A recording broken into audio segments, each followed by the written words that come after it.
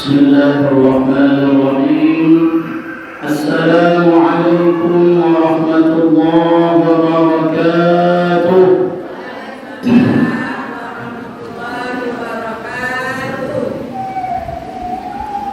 Alhamdulillah, alhamdulillahil jabbaril qahhar. Wassalatu wassalamu ala nabiyyil mukhtar wa alihi al-athhar wa ashabihi al-akhyar wa man tabi'ahum bi ihsan hatta ila yawmil mahsyar. Subhanaka la 'ilma lana illa ma 'allamtana innaka antal 'alimul hakim. Rabbi shrah li sadri wa yassir li amri wahlul 'uqdatam min lisani yafqahu qawli, amma ba'du. Setinggi puja segala syukur marilah sama-sama kita persembahkan kepada Allah Subhanahu wa taala. Karena Allah yang mempunyai sifat kasih, yang kasihnya Allah tiada pernah pilih kasih. Yang karena Allah Maha Penyayang, yang sayangnya Allah tiada terbilang. Makanya di dalam surah Al-Fatihah ada kalimat Ar-Rahman, ada kalimat Ar-Rahim. Kalimat Rahman sifat kasih Allah. Allah kasih kepada seluruh makhluk, walau kana 'asiya, walaupun dia bermaksiat kepada Allah Subhanahu wa taala, walau kana kafira, walaupun dia seorang yang kafir, Allah beri nikmat kepada mereka. Tetapi kalimat Rahim sifat sayangnya Allah itu hanya untuk kita umat Islam yang beriman dan bertakwa kepada Allah Subhanahu wa taala. Bagaimana sifat sayangnya Allah kepada kita, Bu? Nanti kita semua umat Islam yang beriman dan bertakwa kepada Allah Subhanahu wa taala akan dimasukkan oleh Allah ke dalam surganya.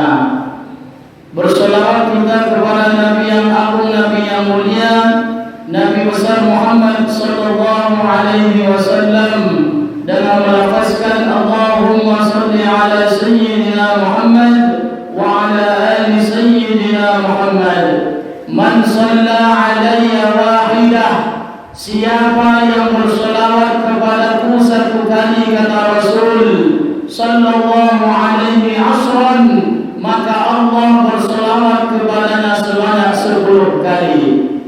Bayangkan, Bu, dalam sholat saja kita, kalau sehari semalam kita sholat waktu fardu, itu sudah berapa kali kita bersolawat. Karena di dalam sholat ada membaca sholawat.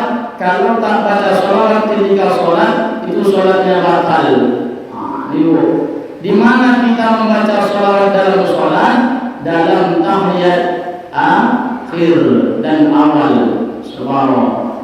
Makanya ibu-ibu para jamaah yang dirahmati oleh Allah Subhanahu wa taala, mudah-mudahan kehadiran kita pada siang hari ini sesuai dengan hadis Nabi Muhammad sallallahu alaihi wasallam yang terdapat di dalam kitab Riyadhus Shalihin karangan Imam An-Nawawi. Hadis ini berasal dari sahabat Nabi yang bernama Sa'id Al-Khudri, meninggal pada tahun 73 Hijriah. Apa kata Rasulullah sallallahu alaihi wasallam? Idza ra'aitumur rajul ya'tadul masajid, kalau ada kita saksikan orang yang datang ke masjid, duduk di masjid, salat di masjid, fashhadu lahu bil iman. Kata Rasul, kalau ada kita lihat orang yang datang ke masjid, duduk di masjid, maka saksikanlah orang itu adalah orang-orang yang beriman. Mudah-mudahan kita yang hadir pada siang hari ini, ibu-ibu, adalah orang-orang yang beriman kepada Allah Subhanahu wa taala. Amin. Amin amin ya rabbal alamin.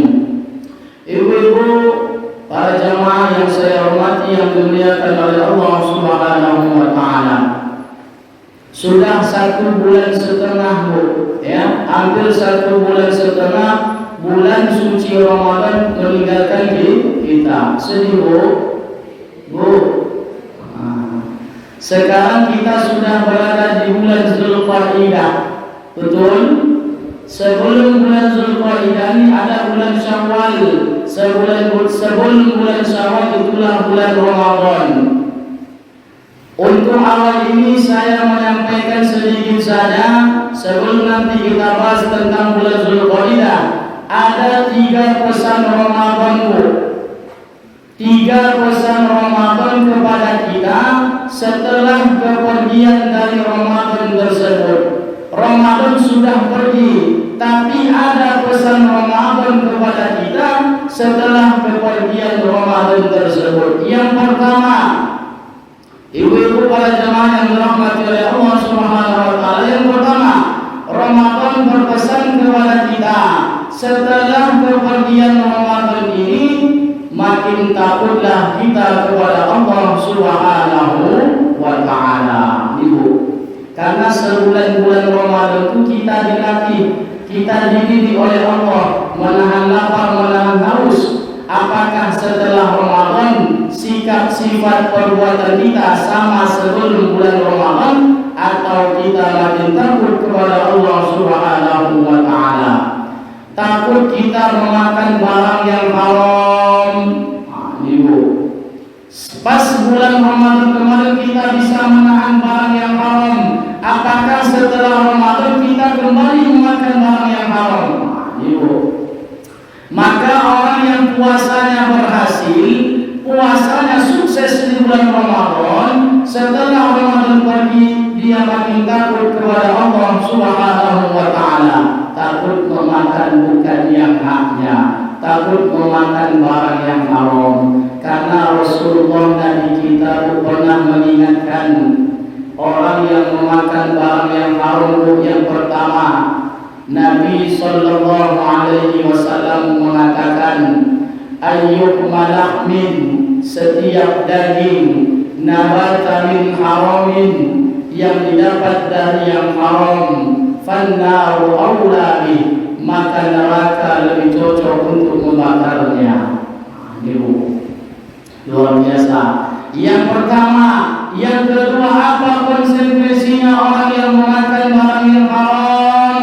Berdoa sepanjang siang dan malam, Rabbana hab lana minas shalihin.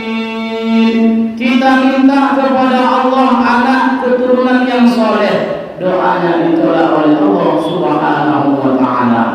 Berdoa sepanjang siang dan malam, Rabbana hab lana min azwajina wa dhurriyyatina qurrata a'yun waj'alna lil muttaqina imama. Meminta kita kepada Allah anak cucu keturunan yang sedap dipandang oleh mata.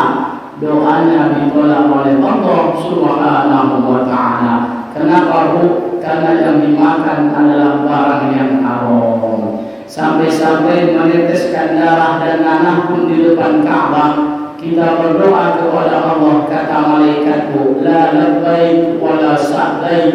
Tidak dapat panggilan, tidak dapat haji yang mabrur, karena yang dibawa adalah barang yang haram. Ibu-ibu para jamaah yang dirahmati oleh Allah Subhanahu wa ta'ala. Ini yang kedua, Bu, konsekuensi orang yang memakan barang yang haram. Yang ketiga, apa konsekuensinya? Disedekahkan, diinfakkan uang barang yang haram, itu ditolak oleh Allah Subhanahu wa ta'ala. Jangan kita mengira, Bu, lihat, Bu.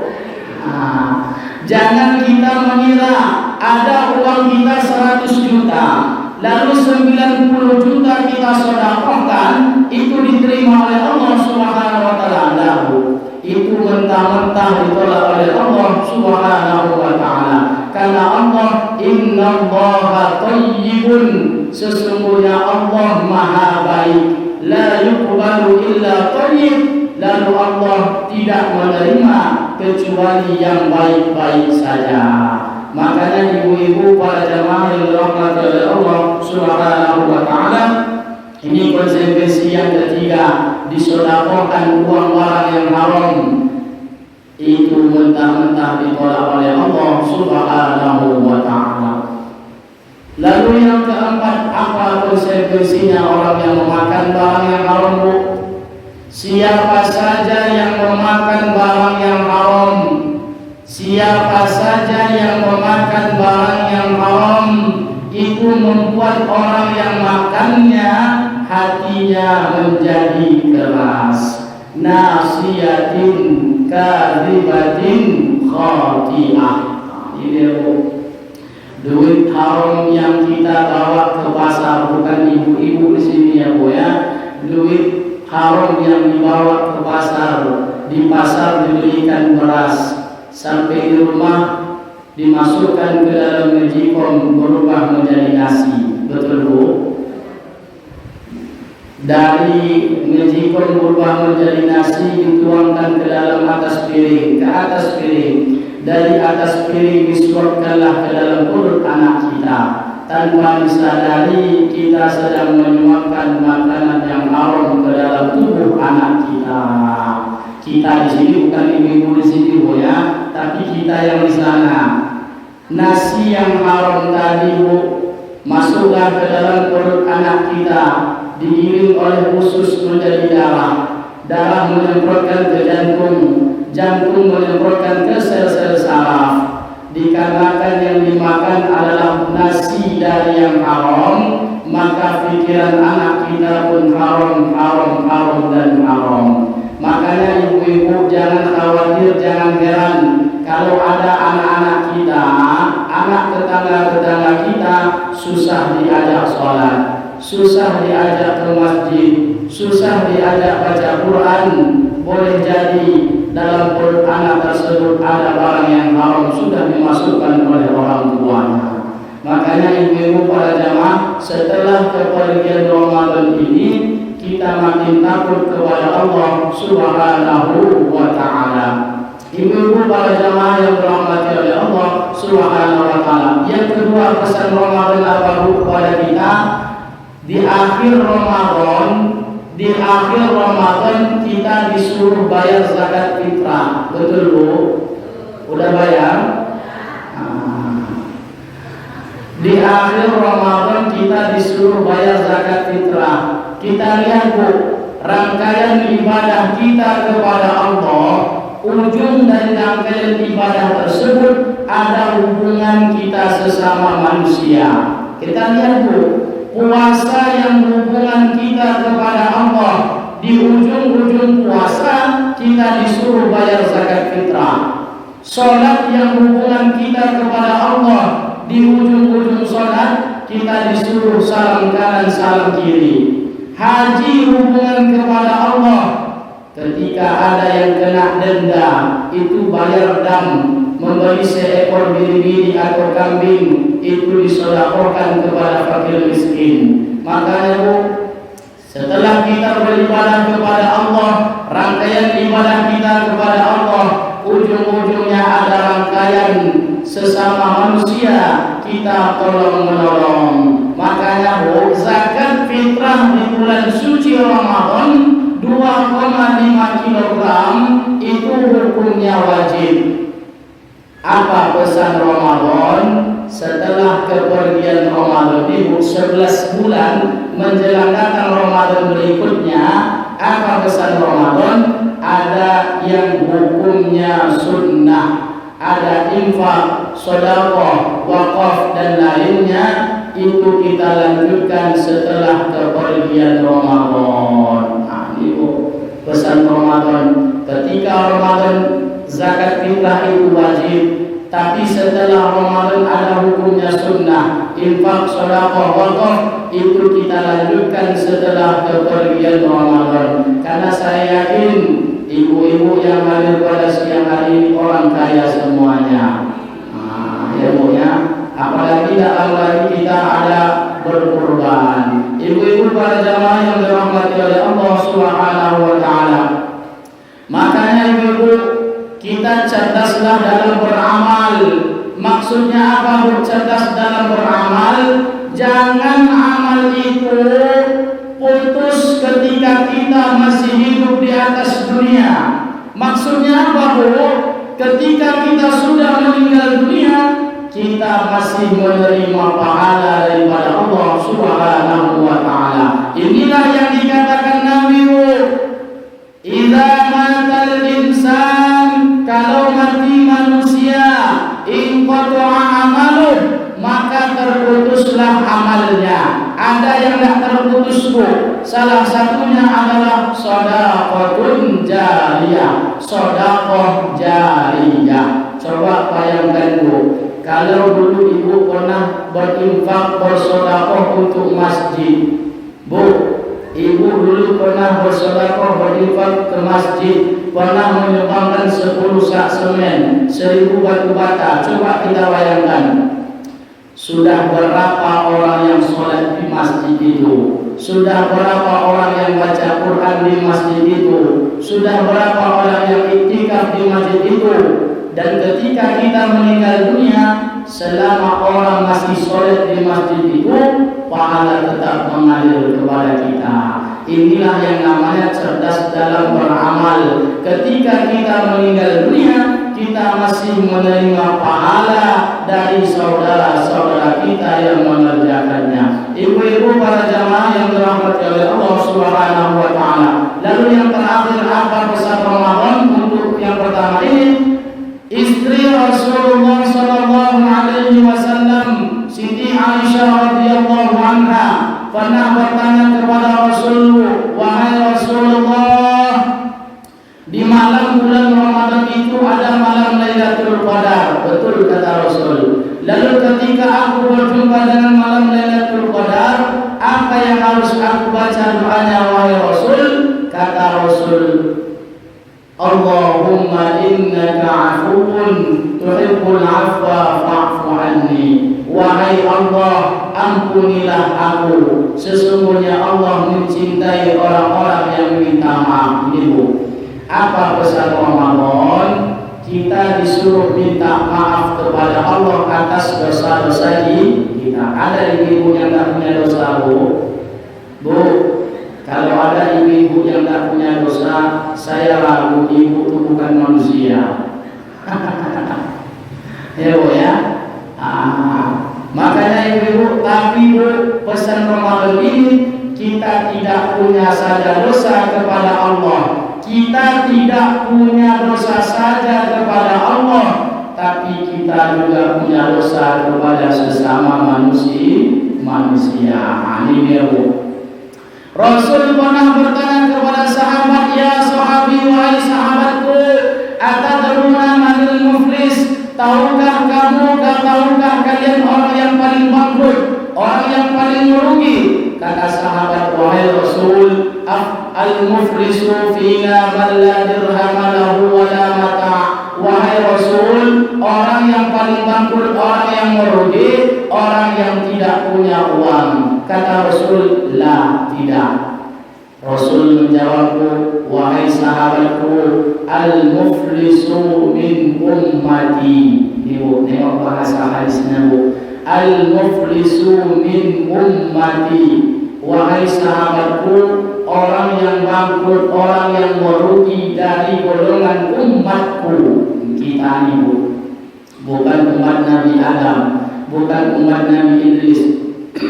Min ummati, umatku, kata Rasul. Siapa dia, wahai Rasul? Man ya'ti yaumal qiyamah. Dia datang pada hari kiamat. Bisolatin, bawa pahala solat. Wasomin, bawa pahala puasa. Wazakatin, bawa pahala zakat. Wahajin, bawa pahala haji. Kata Rasulku, namun sungguh sayang, satu sisi dia bawa pahala, tapi satu sisi dia bawa dosa. Ibu, ada orang datang pada hari kiamat membawa pahala salat, membawa pahala zakat, membawa pahala puasa, membawa pahala haji. Kata Rasul, sayang, sungguh disayangkan, satu sisi dia bawa dosa, satu sisi dia bawa pahala yang banyak, tapi tapi satu sisi dia bawa dosa. Bertanya sahabat, apa dosanya wahai Rasul? Kata Rasulullah sallallahu alaihi wasallam, man ya'ti qad satama haza, mulutnya tajam menyakiti hati orang. Ini ya Bu. Kata Rasul, mulutnya tajam menyakiti hati orang. Apalagi kata Rasul, wa akala malahaza, dia pernah memakan hak orang secara zalim, lalu dia pernah membunuh orang secara tidak benar. Makanya kata Rasul, ini orang yang merugi. Kata sahabat, wahai Rasul, macam mana nasibnya nanti di akhirat? Kata Rasul, ketika dia setor pahala kepada Allah, ya Allah, ini pahala sholat saya. Datang seseorang, Bu, ya Allah, tunggu sebentar.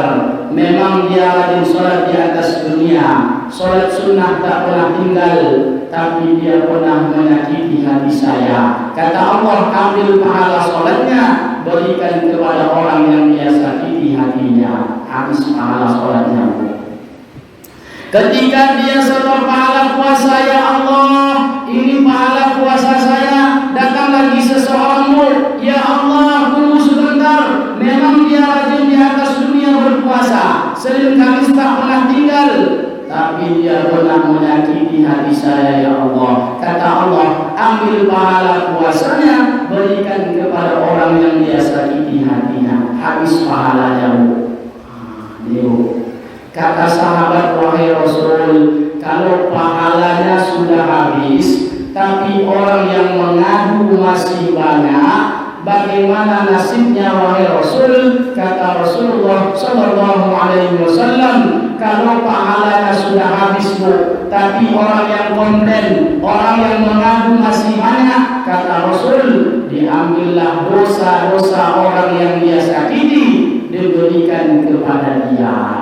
Ibu, pahala habis, bahasanya pahala dipreteli, dosa diberi. Kalau ibarat kata orang berdagang, modal lebih, tagihan hutang datang tarik.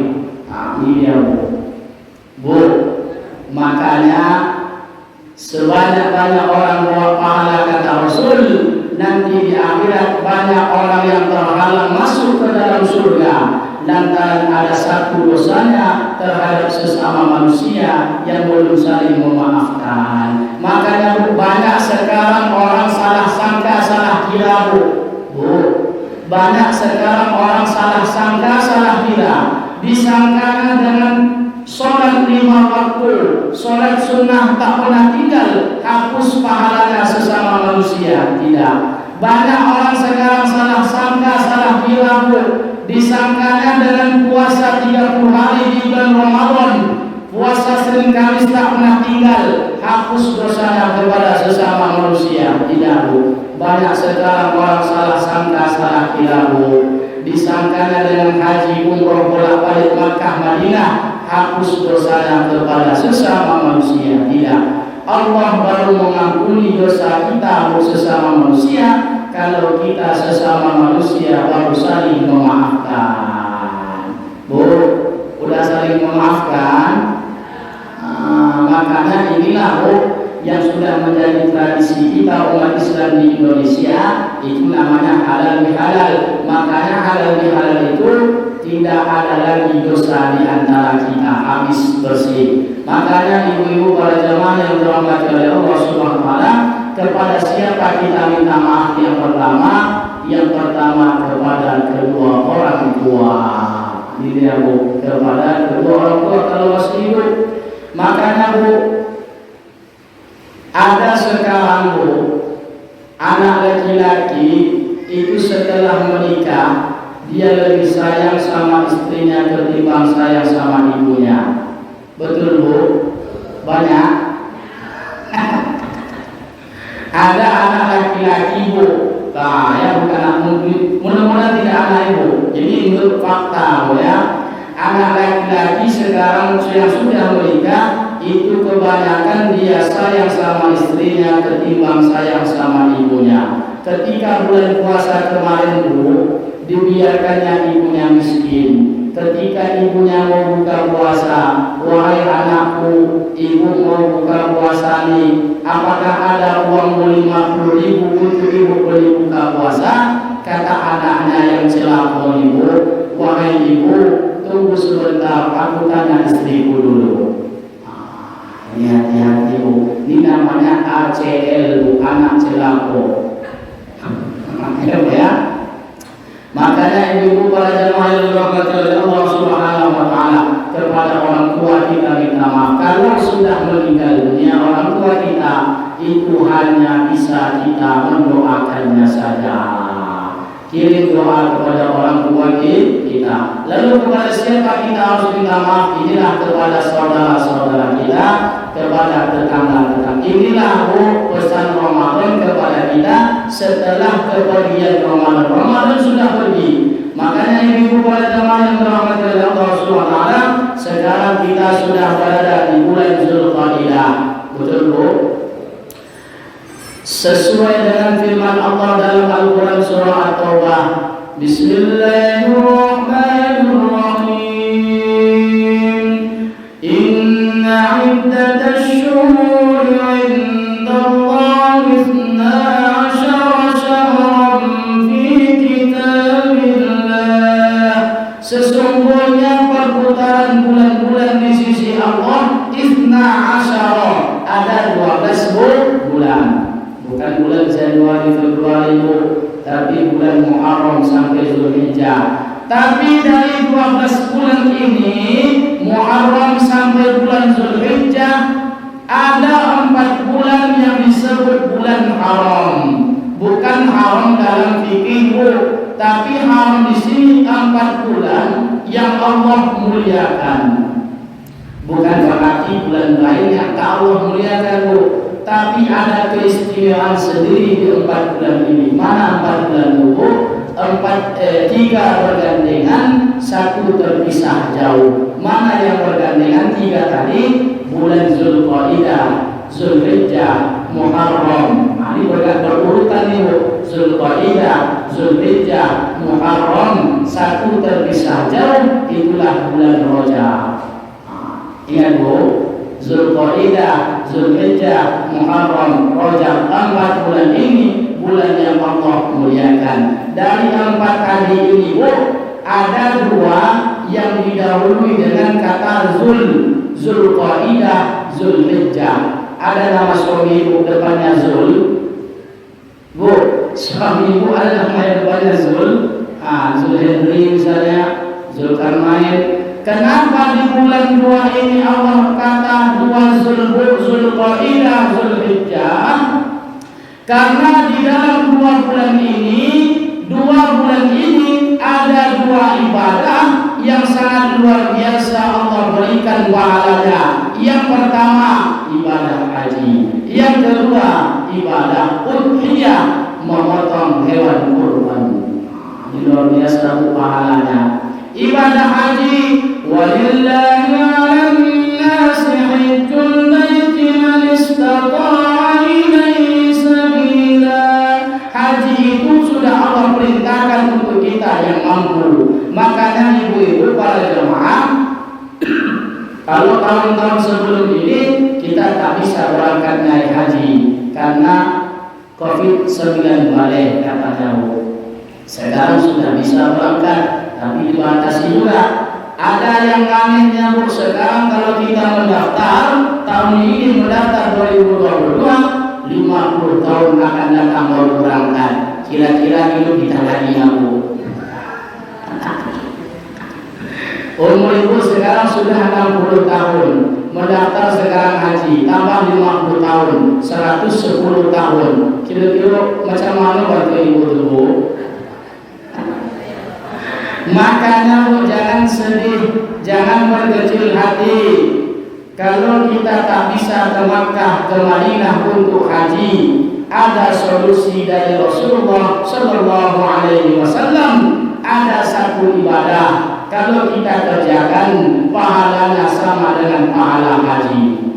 Ibu, walaupun kita tak bisa Makkah Madinah untuk ibadah haji, tapi ada ibadah kata Nabi kita yang kalau kita kerjakan pahalanya sama dengan pahala haji. Yang pertama, dalil hadisnya, fa innal jum'ah, ini untuk laki-laki ibu sampaikan nanti sama suami ibu atau anak laki-laki. Untuk ibu-ibu ada juga nanti. Yang pertama, fa innal jum'ah sayyidul ayyam, sesungguhnya hari Jumat itu adalah penghulu dari segala hari. Wa huwa a'zamu min 'idil fitri wa 'idil adha. Hari Jumat itu lebih mulia dari hari raya Idul Fitri atau hari raya Idul Adha. Apa hadisnya? Siapa yang berangkat dari rumah untuk mengerjakan sholat Jumat, pulang dari sholat Jumat itu mendapatkan pahala sama dengan pahala ibadah haji. Kenapa Rasul menyamakan pahala Jumat dengan pahala haji? Dilihat dari kesunahan yang ada pada hari Jumat dan pada ibadah haji. Satu, sebelum Jumat kami yang laki-laki disunahkan itu memakai pakaian yang putih. Ketika ibadah haji ihram juga disunahkan memakai pakaian berwarna putih. Sebelum Jumat disunahkan memakai wangi-wangian. Sebelum ihram pun dianjurkan memakai wangi-wangian. Ibu, sebelum Jumat dianjurkan untuk memotong kuku dan mencukur segala macam, kecuali jenggot. Ya, sebelum ihram pun kita disunahkan juga mencukur kecuali jenggot. Makanya dilihat dari kesunahan ini, pahala sholat Jumat sama dengan pahala ibadah haji. Besok kalau suami ibu pulang Jumat, panggil Pak Haji. Ya Bu Pak Haji, suami ibu sekali seminggu bisa haji. Ya Bu, pulang suami ibu besok sholat Jumat, panggil Pak Haji. Pak Haji, Pak Haji. Nah, ini Bu ya. Lalu hadis yang kedua, ini untuk kita semua laki-laki perempuan. Kata Rasulullah sallallahu alaihi wasallam, man shallal ghadati, siapa yang sholat subuh fil jamaah, berjamaah di masjid, hatta tadlu asyam, sampai lalu setelah sholat subuh itu dia duduk di masjid sampai matahari terbit. Nah, ini hadisnya. Tapi harus mengikuti alur hadis ini baru dapat pahala sama dengan ibadah haji. Siapa yang sholat subuh berjamaah di masjid, siap sholat subuh duduk berzikir kepada Allah, baca Quran, sampailah terbit matahari. Ketika terbit matahari tunggu 10 menit, lalu kerjakanlah sholat sunat, namanya sholat sunat isyraq atau sholat sunat syuruk 2 rakaat. Setelah itu kata Rasul, pulang dari masjid itu dapat pahala haji taman, haji sempurna.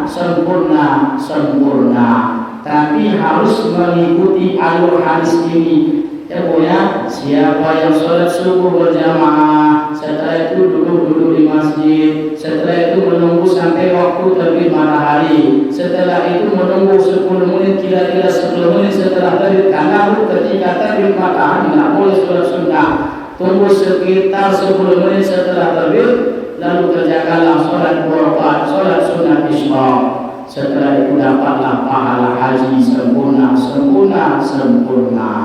Makanya ibu-ibu para jamaah yang dirahmati oleh Allah Subhanahu wa taala, ini kalau masalah haji ya Bu. Lalu ada satu lagi ibadah yang sangat luar biasa. Tidak akan lama lagi, lebih kurang 23 ataupun 22 hari lagi. Itu adalah ibadah udhiyah, ibadah kurban. Bukan korban Bu, kurban. Ya Bu. Bu, sudah berapa ekor di sini Bu? 20, alhamdulillah. Banyak juga ya. Makanya Bu, kata Rasul, man lahu sa'atan, siapa yang mampu untuk berkurban, walam yudhah, tapi tidak mau berkurban. Bu, ini banyak bukan ibu-ibu di sini, banyak yang mengelak-ngelak Bu. Kata Rasul, man lahu sa'atan walam yudhah, siapa yang berkemampuan untuk berkurban tapi tak berkurban, kata Rasul, wal yaqrabanna musallana, jangan dia dekati tempat sholat kami, jauh-jauh kata Rasul. Saking bencinya Rasul kepada orang yang dia sanggup berkorban tapi tak mau berkorban. Kalau masalah kurban Bu, kita lihat kacamata agama, kacamata fikih, siapa yang mampu dalam berkorban, bukan kacamata kita Bu. Kalau kacamata kita tidak akan mampu sampai mati. Kenapa Bu? Banyak alasan. Uang semester anak yang belum dibayar, uang MS Glow, skincare yang belum dibeli. Ini Bu, apa kacamata fikih? Menurut Imam Syafi'i, Imam Syafi'i, orang yang mampu dalam berkorban, hari raya Idul Adha itu ada 4 hari Bu. Tanggal 10 Zulhijjah itu pas sholatnya. Ada hari tasyrik 11, 12, 13, 4 hari. Bagaimana orang yang mampu dalam berkorban? Kalau selama 4 hari ini cukup dia untuk keperluannya, bahkan berlebih. Kalau ada lebih tadi bisa berkorban, itulah mampu dalam berkorban. Contoh 4 hari, keperluan kita 1 hari misalnya 200.000, misal 200.000 dikalikan 4, 800.000. Kalau ada uang 800.000 ini oke, disimpan, sudah ada untuk kebutuhan 4 hari. Lalu kita lihat uang kita di rekening, di dompet, di dalam lemari. Saya yakin ibu ini banyak tempat duitnya nih. Ayo ya. Kita lihat rupanya di dalam dompet kita, di dalam lemari ibu-ibu ada uang dalam lemari itu 10 juta. Ini mampu dalam berkorban. Karena uang kurban 2,5, 2,6, ya Bu. Tapi kalaulah sudah 800 tadi, ada uang 800.000 untuk 4 hari, tapi di dompet cuma tinggal 100.000, ini tak mampu ke dalam berkorban. Ini menurut mazhab Syafi'i. Dilihat dulu 4 hari ini kebutuhan kita cukup enggak? Kalau cukup, berlebih-lebihnya tadi bisa untuk berkorban. Kalau bisa kita mampu ke dalam berkorban. Jangan mengelak-elak kata Nabi lagi, siapa yang mampu berkorban tapi dia tak mau lalu meninggal dunia, matinya pilih 2 saja Bu. Insya'a Yahudian wa insya'a Nasranian, matinya mati Yahudi atau mati Nasrani. Ini Bu.